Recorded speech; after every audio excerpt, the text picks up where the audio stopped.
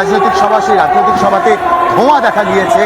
মনে করা হচ্ছে বৃষ্টির জল জমে থেকে সেখান থেকে শর্ট সার্কিট হয়েছে এবং শর্ট সার্কিটের কারণে যে ধোঁয়া, সেই ধোঁয়া দেখা গিয়েছে।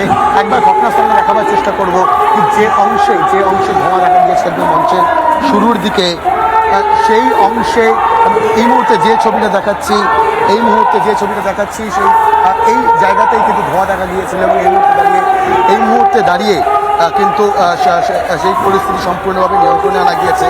প্রাথমিকভাবে মনে করা হচ্ছিল যে যেহেতু বৃষ্টির জল যেহেতু জমেছিল, সেই জমে থাকা বৃষ্টির জলের কারণেই শর্ট সার্কিট হয়েছে এবং শর্ট সার্কিটের কারণেই কিন্তু ফুলকি দেখা গিয়েছে এবং পরবর্তী ক্ষেত্রে ধোঁয়া দেখা যায়। যদিও তৎক্ষণাৎ কিন্তু সেই পরিস্থিতি নিয়ন্ত্রণে আনার যে কাজ, সেই নিয়ন্ত্রণে আনার কাজ চালা হয়েছে এবং সবার যে কার্যক্রম, সেই সবার কার্যক্রম আবার শুরু হয়ে গিয়েছে।